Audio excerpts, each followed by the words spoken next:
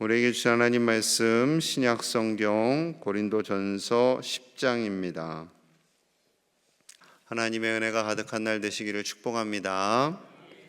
고린도 교회는 참 말도 많고 탈도 많은 교회였습니다. 바울을 때로는 대적하기도 하고 바울의 사도권의 이의를 제기하기도 하였습니다. 심지어 바울에게 선교비를 왜 주어야 합니까? 하고 따지는 교회이기도 했고요. 음행하고 쉽게 이혼하고 교우들을 법정에 세우고 우상의 제물에 대해서도 스스럼 없이 먹는 좀 복잡한 교회였습니다. 이들에게 성령님께서 오늘 받은 은혜를 생각하고 다른 교우들을 배려하는 믿음이 얼마나 소중한가를 깨닫게 해주시는데요. 자, 1절에서 4절 사이에 출애굽 여정 가운데 이스라엘 백성들이 받은 은혜를 먼저 상기시킵니다. 1절에서 4절 봅니다. 형제들아, 나는 너희가 알지 못하기를 원하지 아니하노니 우리 조상들이 다 구름 아래에 있고 바다 가운데로 지나며 모세에게 속하여 다 구름과 바다에서 세례를 받고 구름 기둥과 불 기둥 사이로 그 아래에서 지나고 그리고 홍해 바다 사이를 지났습니다. 그 모습을 일컬어 세례를 받았다라고 표현을 하고 있고요. 3절 다 같은 신령한 음식을 먹으며 만나를 먹었죠. 4절 다 같은 신령한 음료를 마셨으니 이는 그들을 따르는 신령한 반석으로부터 마시매 그 반석은 곧 그리스도시라. 반석이 깨어지며 생수가 나왔고 그 생수를 다 마셨습니다. 그 반석은 또한 그리스도이시다라는 거죠. 그때 이스라엘 백성들은 몰랐지만 반석과 같은 예수님을 통해서 그들의 생명이 살아날 수 있었다라는 겁니다. 특이한 것은 다라는 표현들이 많아요. 1절에도 다 모두라는 표현이죠. 모든 이스라엘 백성들이 구름 기둥 아래 보호를 받았고 홍해를 지났고 만나를 먹었고 신령한 음료를 마셨어요. 그들이 하나님의 임재를 매일매일 경험했습니다. 매일매일 모두. 그러면은 우리 같으면 참 믿음이 성장할 수 있었겠구나. 그분들의 믿음이 잘 자랄 수 있었겠구나. 매일매일 그렇게 신령한 음식 먹고 신령한 음료 마시고 하나님의 임재 아래 있고 낮에는 구름 기둥이 밤에는 불 기둥이 지켜주면 얼마나 믿음이 자랐겠어요. 그런데 그렇지 않았다라는 거죠. 자, 5절 봅니다. 5절. 그러나 그들의 다수를 하나님이 기뻐하지 아니하셨으므로 그들이 광야에서 멸망을 받았느니라. 멸망을 받습니다.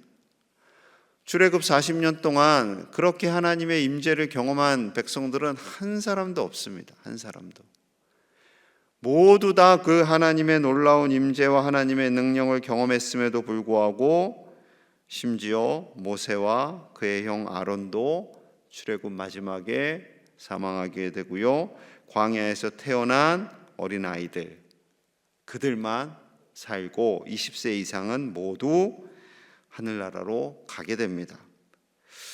하나님의 은혜를 제대로 알지 못하면 그 광야 과정 중에 하나님의 그 일하심을 그렇게 많이 경험했음에도 불구하고 깨닫지 못하면 연약한 믿음이 되고 마는 거죠.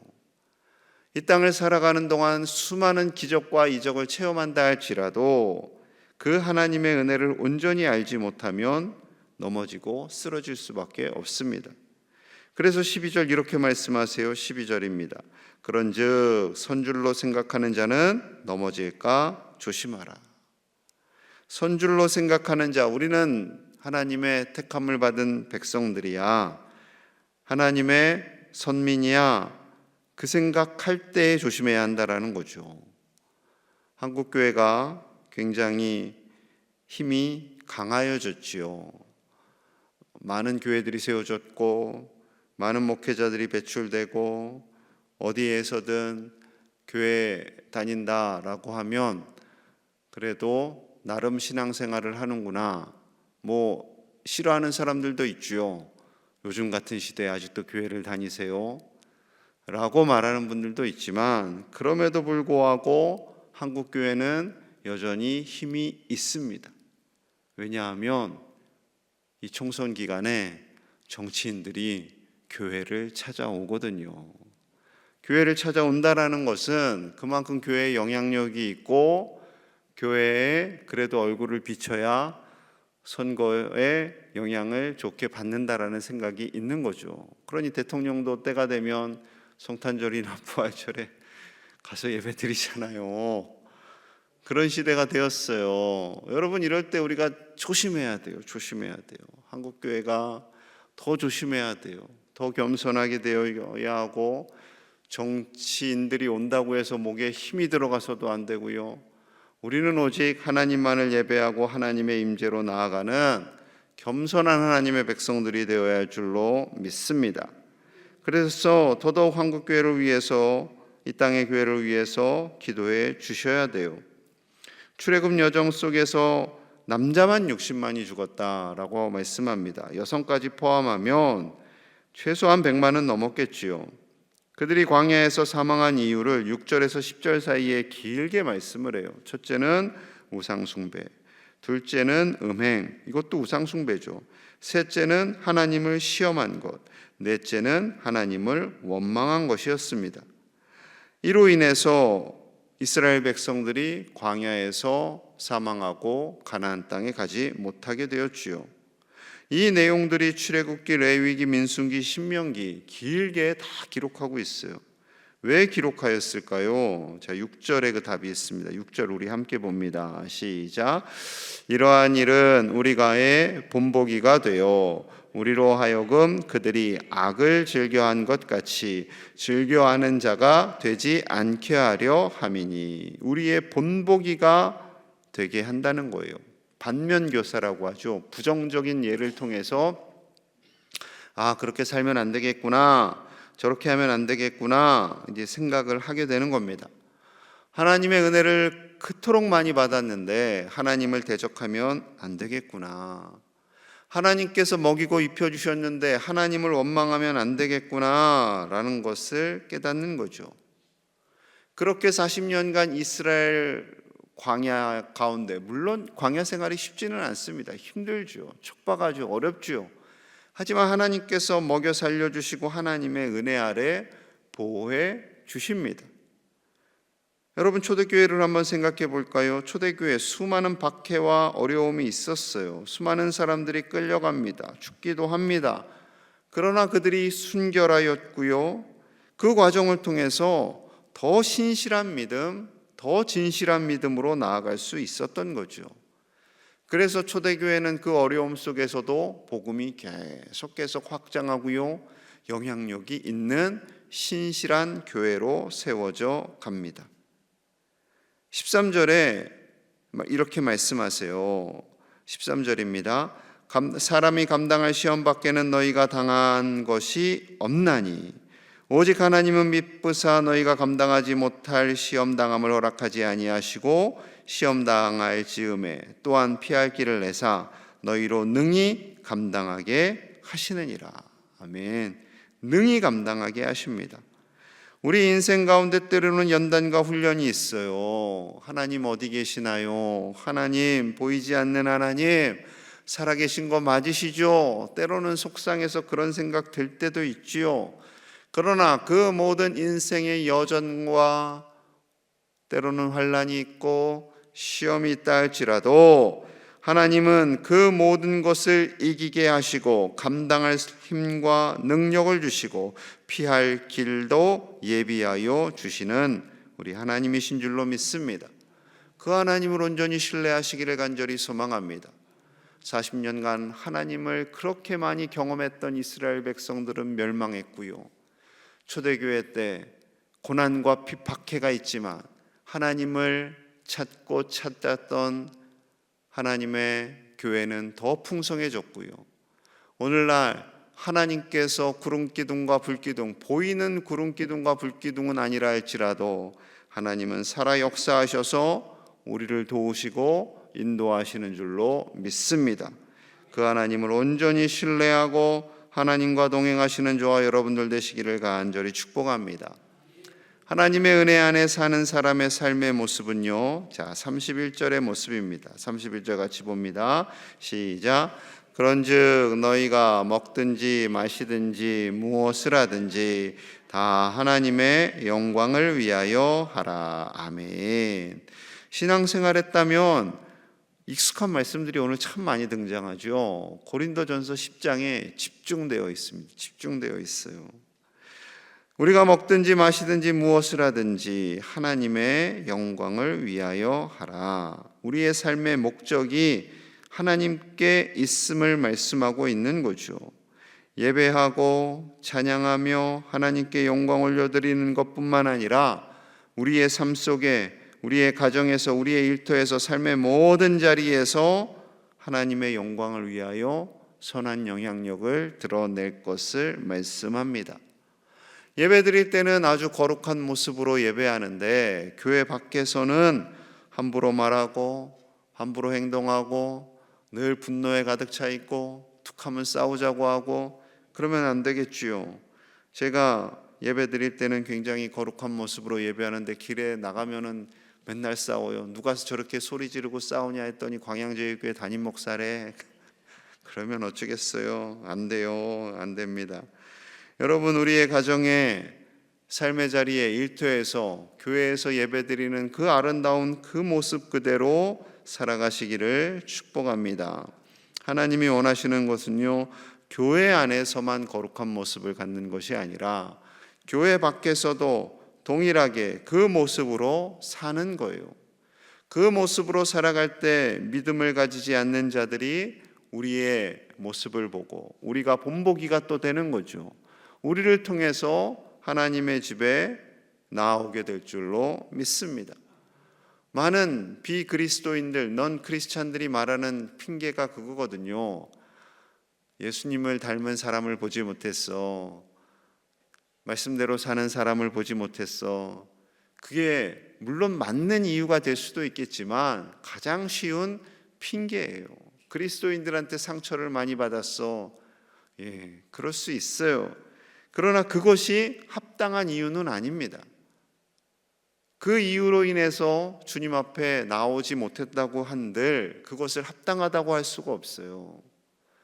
여러분, 하지만 우리는 믿음의 본을 보이는 삶을 살아가야 할 줄로 믿습니다. 우리가 본보기가 되어야 하고요, 우리가 믿음의 본을, 영향력을 끼치는 하나님의 사람들로 살아가야 합니다.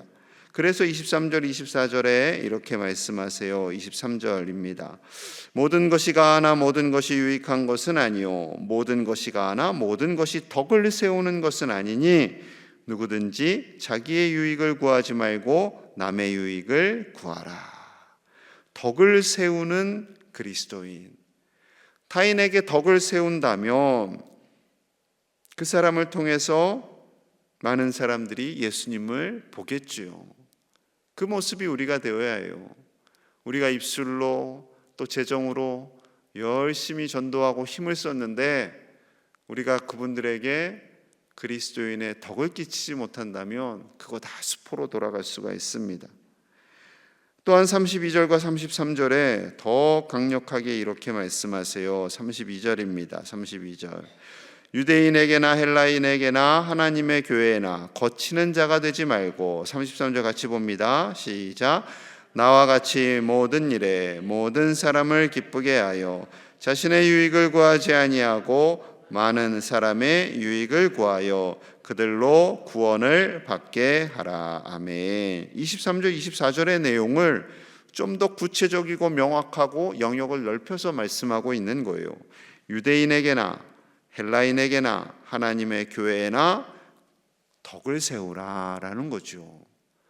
이 당시에 이 말씀이 굉장히 충격적이었습니다. 왜냐하면 유대인들에게는 그렇게 할 수 있어요. 유대인들끼리는. 그런데 헬라인에게도 그렇게 해야 되고요, 하나님의 교회에도 그렇게 해야 되고요, 우리의 모든 삶의 자리에서 덕을 세우는 그리스도인이 되라라고 말씀하고 있는 거죠. 모든 사람에게, 심지어 모든 사람에게, 쉽지는 않지만 우리가 만나는 이들, 행여 우리가 잘 모르지만 스쳐가는 이들에게도조차 그리스도의 선한 영향력을, 그리스도의 덕을 끼치는 하나님의 사람이 되라라고 말씀하고 있습니다.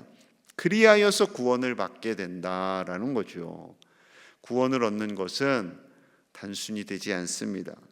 우리가 기도하고 우리가 그리스도의 덕을 끼치고 하나님이 기뻐하시는 삶을 살아갈 때 많은 사람들이 그 모습을 보고 주님께로 나아오게 될 줄 믿습니다. 우리 광양제일의 가족들이 이 지역에서 그렇게 예수님의 덕을, 예수님의 영향력을 흘려보내는 축복의 통로가 다 되어 하나님의 놀라운 복을 받는 복된 믿음의 가문들이 되시기를 축복합니다. 우리 함께 마음을 모아서 기도하겠습니다. 우리가 하나님의 영광을 위하여 살며 어디에서나 덕을 세우고 그리스도의 선한 영향력을 흘려보내는 우리 제일의 가족들이 되도록, 진실한 그리스도인들이 되도록 함께 기도하겠습니다. 그리고 나라를 위해서도 기도하겠습니다. 우리나라 하나님께서 세우신 이 나라에 하나님의 복이 가득하기를 원합니다. 한국교회가 덕이 되어서 우리나라를 위해 기도하게 하여 주시고, 이 총선 기간에 하나님께서 택하신 자들이 세워져 우리나라를, 국민들을 잘 섬길 수 있도록 우리 함께 마음을 모아서 간절히 기도하겠습니다. 하나님 아버지 감사합니다. 우리 교회를 향한 하나님의 뜻과 계획이 있는 줄로 믿습니다. 우리 그리스도인들을 향한, 우리 제일의 가족들을 향한 하나님의 마음이 있는 줄로 믿습니다. 아버지여, 우리가 예수님의 덕을 세우는 교회, 예수님의 덕을 세우는 그리스도인들이 다 되게 하여 주시옵소서. 겸손하게 하시고 오직 우리를 통하여 예수님이 나타나게 하시고, 한국교회를 통하여서 이 땅이 복음화되고 우리가 다른 이들을 세우고 다른 이들에게 하나님의 은혜를 흘려보내며 살아갈 수 있는 신실한 주님의 교회가 되게 하여 주시옵소서. 아버지여, 이 땅에 거치는 자가 되지 않기를 원합니다. 덕을 세우는 자들이 다 되기를 원합니다. 많은 사람들에게 기쁨을 주고 유익을 주는 우리와 한국교회 되기를 원합니다. 우리 교회가 되기를 원합니다. 아버지여, 우리를 사용하여 주시고 언제나 선한 본보기가 될 수 있도록 축복하여 주시옵소서.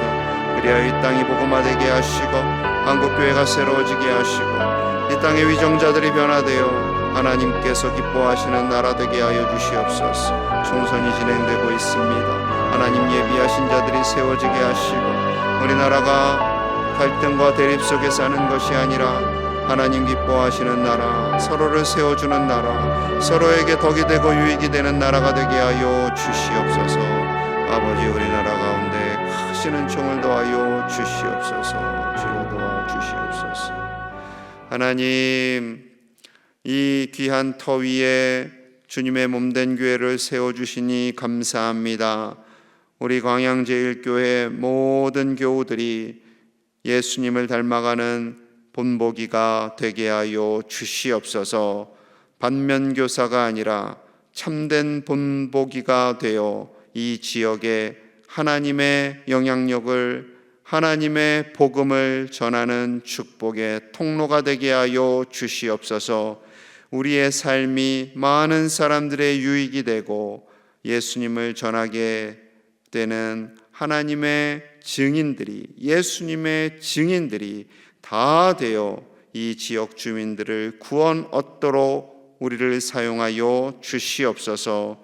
우리 한국교회와 이 나라를 복되게 하여 주시기 원합니다. 한국교회가 힘을 자랑하는 교회가 되지 않게 하여 주시고 겸손히 이 나라 백성들을 섬기는 하나님의 교회가 되게 하여 주옵소서. 총선이 진행되고 있습니다.